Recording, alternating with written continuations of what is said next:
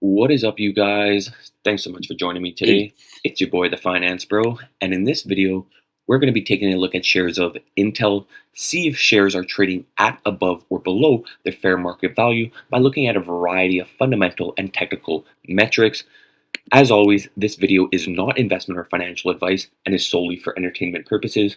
We'll dive right in here to the past 12-month price chart for Intel shares. You can see in that 1-year time frame, shareholders received a almost 515% return over that time frame, comparing that to the benchmark of almost 30%. That is a 1-year relative outperformance of shares of Intel by 485%, comparing that to the benchmark. Just astounding. Take a look at, wow, I'm just in shock there. When you look at that year-to-date number of 230.4%, a 1-month basis of 136% share appreciation just in 1 month, and even more, I won't say interesting, more worrisome actually, is the 32.2% growth in shares in just the past week alone. Now we might be getting into overbought and bubbly territory. And when we look at that 12-month price chart right there above of shares of Intel, they are trading well above both their 50 and 200-day moving averages. In fact, shares are actually still showing a long-term technical buy signal with that 50-day moving average, that is that green line, trading above the 200-day moving average, that is that orange line. Now, a few key items I want to point your attention to. We'll talk about the 45 analysts with that almost 30% average decline in shares based on their target prices. But really here, the earnings per share, look at that graph at the bottom left. In 2021, they had almost $6 earnings per share. That has steadily declined over the past 3 years. They are projecting to more than double their earnings per share through 25 and 26, and having a roughly 40% increase in earnings per share through 26 and 27. I do believe that might be overly optimistic. Let's see if management's able to execute on this lofty goal. Again, only time will tell. But when we look at that underlying fundamentals, sales growth is garbage. 1.4% sales growth over the past 12 months, a 10-year trend on the downside, in fact, being negative the past essentially 4 years. Pretty garbage, I have to be honest. Even more worrisome, when you look at that gross margin there, also on a 10-year trend on the downside, only a 35.9% gross profit margin. When we look at that net profit margin, that is a negative 5.9% decline, has been negative for the past 2 years. Those EBITDA margins have also come down. And really what's worrisome is that return on equity, and we'll touch on this later on in the video, but they are having negative returns on their equity, assets, invested capital, and total capital, which is not what we want to see as investors, especially long-term investors in any company.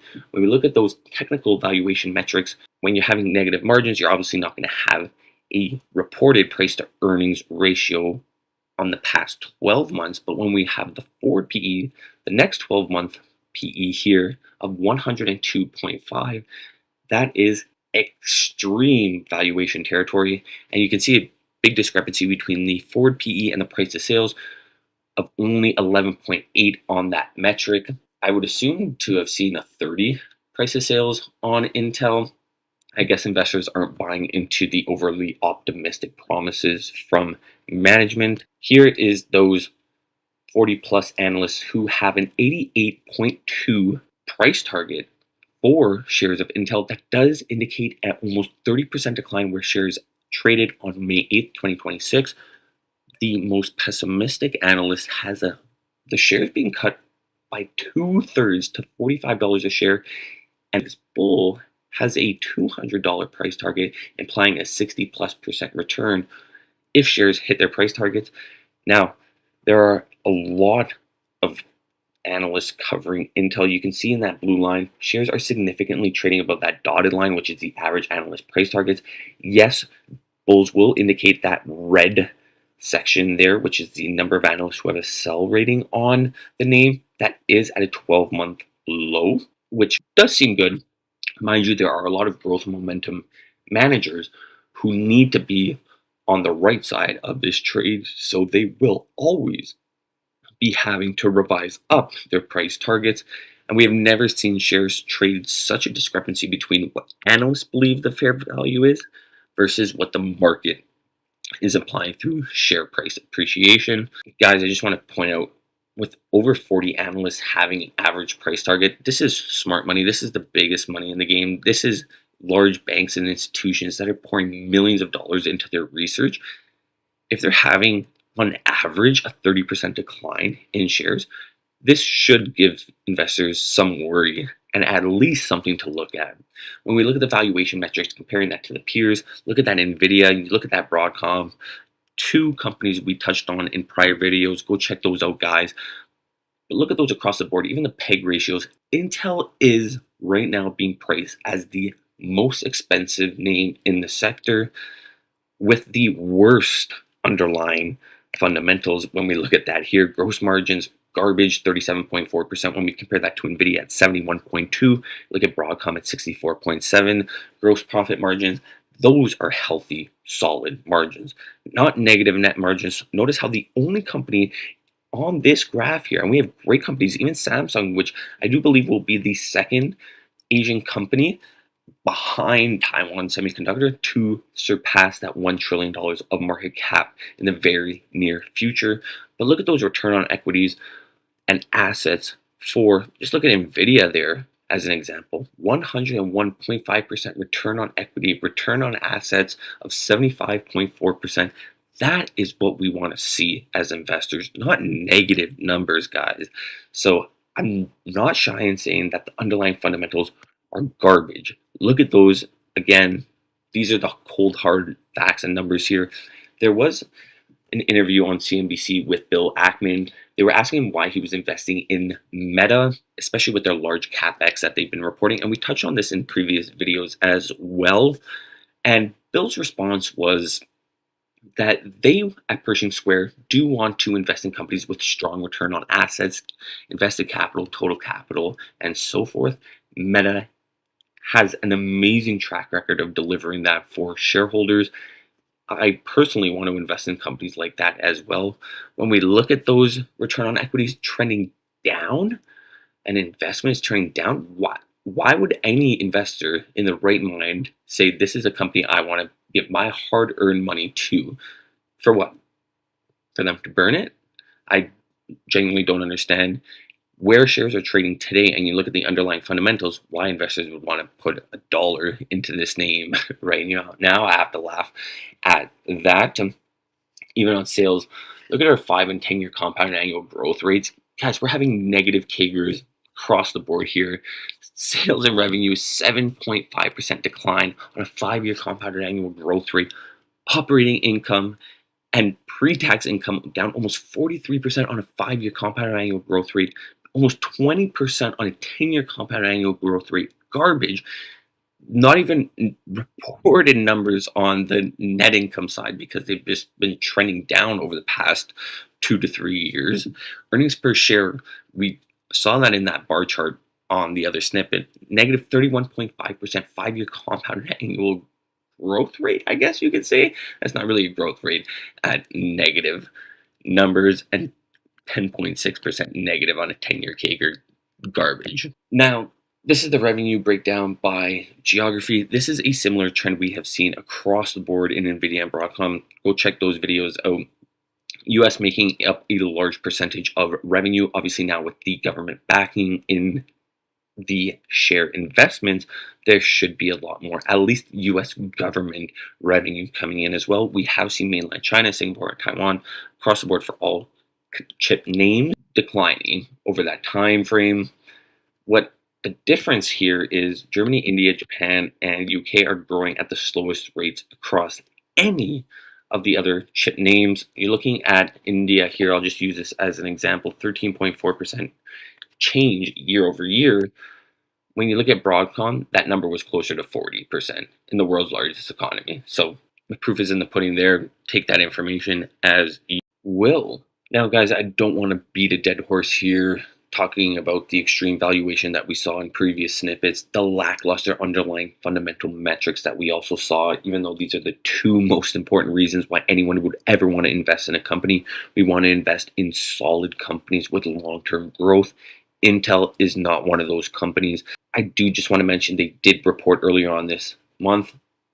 The outlook looks pretty mid, I have to be honest. I think that's putting it lightly.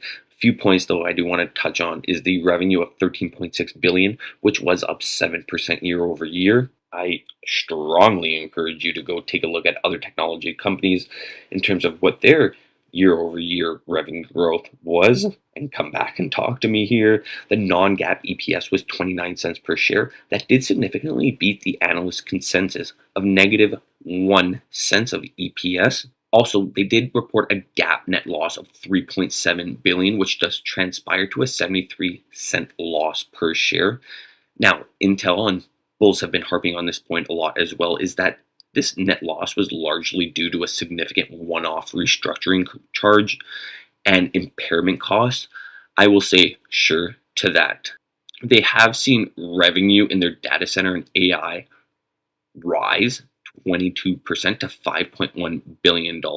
I do just want to touch on other companies.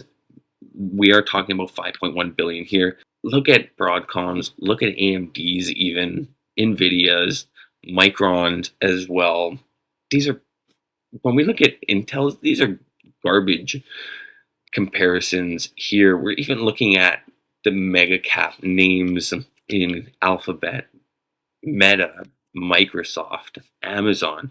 They're having huge Tranium of Amazon. We touched on that in a previous video as well. A $20 billion annual run rate could be 50 if they were able to operate at full capacity. Again, these are good numbers, don't get me wrong. But when we look at them comparing to their peers or other technology names, these numbers look mid at best. I have to be honest, and mid is the word I would use to describe it, guys. I don't see where shares are appreciating 500+% in 1 year, up 32% in a week, and 200% in less than 5 months. For companies that are reporting 7% revenue growth year over year is laughable. I ask investors now that have new money, would you invest in shares of Intel today? If not, you have your answer right away. If you're a shareholder currently of Intel, ask if you got new money today that you needed to deploy. Would you buy Intel shares today? If not, maybe that should warrant some changes in the portfolio. I do just want to highlight that in early May of 2026, Intel reportedly launched a preliminary deal with Apple to manufacture chips for some of their devices. This news alone sent the stock up 15%, even though it wasn't really disclosed at the time what partnership in this case meant for Intel's bottom line and how that's going to help Apple as well. It is a preliminary deal. Many things could warrant this deal to be pulled back. Let's see, time will tell. But other than that, we're not really looking at solid outlooks either. Revenue is expected to be 13.8 billion to 14.8 billion, and approximately an EPS of 20 cents per share in the next quarter. Again, these numbers pale in comparison to other technology names here. And the greed index, we talk about the fear greed index on the market as a whole, but when we look at individual companies, you can also see that with rapid euphoria while shares are increasing significantly, the fear greed index on Intel shares is greed. You're seeing that shares are being propped up. No one can truly, even the biggest bulls at this point, are having a very hard time to justify the large run up in shares. And Intel's seen this story happen before. You know, buying a share in 2000, I know everyone saw that in the financial news, to early 2026, you finally broke even.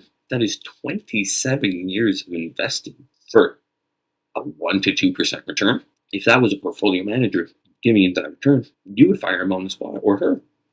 So at the end of the day, guys, the company is not growing. Valuation metrics are showing that shares are overly priced right now. Let's see what happens. This is just a snippet in time. Things can change. Hey, what do I know? Again, this is not investment or financial advice. So stay tuned, guys, for the next video. And please do hit that like and subscribe button. It does mean a lot to me. Drop a comment down below if you have any bull or bear cases for why Intel is a buy or sell today. Thanks, guys. Take care.